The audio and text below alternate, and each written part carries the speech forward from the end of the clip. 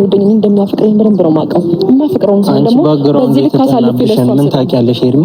እንደዚህ ሙሉ እምነት ጥለሽ አይደለም እኮ እንደዚህ የምታፈቅሪው ሰው ላይ ይቅርና የገዛ ልጅ እኮ አባት ወንድሙን እኮ ሲገል ታያለሽ አይደል? በሚዲያ ትሰሚያለሽ አይደል? ይሄናል ባክግራውንዱ ምን አውቀሽ ነው አንቺ ይሄናል እንደዚህ ሙሉ እምነት ጥለሽ? ደግሞ አብርሃም ላይ ሐሳብን አልቀበልም አይደለም። ወንድሜ ነህ፣ ያውም ታላቅ ወንድሜ ነህ። በጣም በብዙ ነገሮች ብዙ ተትያየክ እኔ ስላፈቀርኩትና እኔ ስለወደድኩት ብቻ ተቀብለህልኛል አብርሃምን በብዙ መስመር። አንድ ቀን ስለ አብርሃም መጥፎ ነገር አውጥተህልኝ እንኳን አታውቅም። ተይሆንሽም ብለህኝ እንኳን አታውቅምና እንደ ወንድም ሐሳብን መቀበል እንዳለብኝ አውቃለሁ። ግን ደግሞ ምንም ድርድር ውስጥ የማይገባ ነገር ነው አብርሃም። ያ ማለት ልተወው አልተወው ምለው ሰው እንኳን አይደለም። በፍጹም ልተወው አልችልም። እሱም በፍጹም ተስፋ መቁረጥ አልችልም። ምክንያቱም አብርሃምን መተው ብችል ኖሮ በጣም ብዙ ቀናቶች ነበሩ። ከሱ ጋር እንድንለያይ በጣም ብዙ ተስፋ የሚያስቆርጠኝ ነገሮች ነበሩ።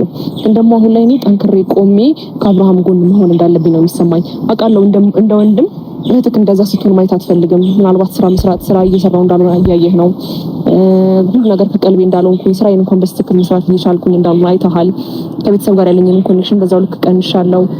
ከጓደኞች ጋር አልገናኝም ምናምን ያለ ትንሽ ጊዜ ነው አብርሃም ወደ ራሱ እስኪመለስ ነው እንጂ በኔ ህይወት ቀላል ነገር አይደለም። አብርሃም እኮ ወደ ራሱ ቀልብ የሚመለስበት ምንም አይነት መንገድ የለም። አንደኛ እዚህ ጋር ወስኖና ፈቅዶ የገባበት ነገር ነው አይደለ? እያየሹ ነው ከሩታ ጋር ህይወቱን ጀምሯል። ይሄ ደግሞ አሁን ሰሞኑ ደግሞ የሆነው ነገር አይታወቅም። በርግጥ እያሳየን ያለው ባህሪ ምናምን አላውቀውም። በርግጥ ምን አይነት ሰው እንደነበረ ምናምን ይናለሽ ልክ እንደዛው ማለት ነው። ስለዚህ ህይወትሽን ማስተካከልና ራስሽን ጤናሽን መልሰሽ መኖር ሲገባሽ አሁንም አብርሃም እዛ ምን ሆነ እዚህ ጋር እንዲሆነ ምናምን እያልሽ እንድትጨናነቂብኝ አልፈልግም። ከዛ ሲቀጥል ደግሞ እኔ እንደ ወንድምነት የምትሰሚኝ ነገር እዛ ጋር የጀመረውን ህይወት ምናምን እዩ እስኪ ነገ እኮ መመለስ ወደ አንቺ እንደማይችል እኮ ነው እያሳየሽ ያለው አይደል? አይደለም ሚኪ፣ እንደዛ አይደለም። አንተ የተረዳህበት ነገር ትክክል አይደለም።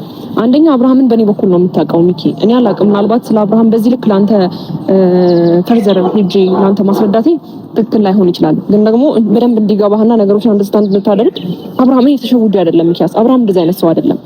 እኔ በቀልቡ ሆኖ አብርሃም ከኔ ጋር እያሳለፈ ከሷ ጋር በፍጹም መመለስ እንደማይፈልግና እስቲል አማራጭ እንኳን ቢያጣ ከሷ ጋር መኖር እንደማይፈልግ በጣም በብዙ መስመር እየነገረኝ ነበር። አሁንም ቢሆን ከጊዜ ወደ ጊዜ ልጁ እየተቀየረ ሲሪየስ መቀየር ታውቃለህ፣ ሲሪየስ ሆኖ እየተቀየረ ስላለ ነው እንጂ እኔ አብርሃም የእውነት ቀርቡ ቢመለስልኝና ደግሞ ተስፋ አልቆርጥም። ምክንያቱም አንድ ቀን እኔ በጣም ተስፋ ሳልቆርጥ ነው እስከዛሬ ድረስ የደረስኩት። ገባ የትም አደርሽም፣ ከሱ ጋር ምንም አያረግሽም፣ ከሱ ጋር ከላይፍ አታልፊም ምናምን እያሉኝ ነበር። በጣም ብዙ ሰው መስመሩን አልፎ እየተናገረኝ ነበር ሚኪያስ። በዛ ሰዓት አንተ ነበርክ ብርታቴ። ገባ እንደዚህ ታዩ እነሱ የሚሉሽን ታይ፣ በቃ ልብሽን አዳምጪ፣ ምን ያለበትን አስቢ ላይ ነበር። አንቺ ላይ እዛ አትመላለስ ብሎ አቤል ብዙ ጊዜ ነግሮታል። እኔም ነግሬዋለሁ በስልክ ደውዬ ለምንድነው እንደዚህ የምታደርገው ምናምን ብዬ ነግሬዋለሁ አይደል?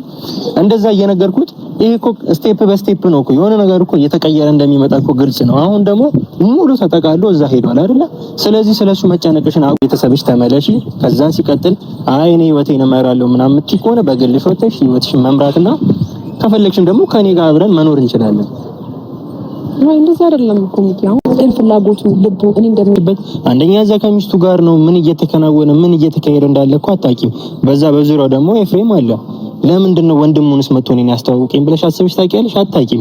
ግን ይኸውልሽ መቆጥ ብችል ኖሮ እንደ ሴት በጣም ብዙ ነገር እየተሰደብኩኝ፣ እንደ ሴት በጣም ብዙ ነገር አንገት የሚያስደፋ ነገር እየተደረኩኝ፣ እንደ ሴት ክብር የላትም እንኳን እየተባልኩኝ ነገ የተሻለ ቀን ይመጣል፣ ነገ ከሱ ጋር ፍሬ ያለው ነገር ይይዛለሁ ብዬ ስላሰብኩኝና ስለተጨነኩኝ ነው በዚህ ልክ ከሱ ጋር እየሆንኩና በዚህ ልክ የሱ በቃ ተሟግቼ ያለሁት። እኔ እኮ እዚህ ጋር ማንም እኮ ዝቅ አድርጎ እንዳይሽ እኮ ስለማልፈልግ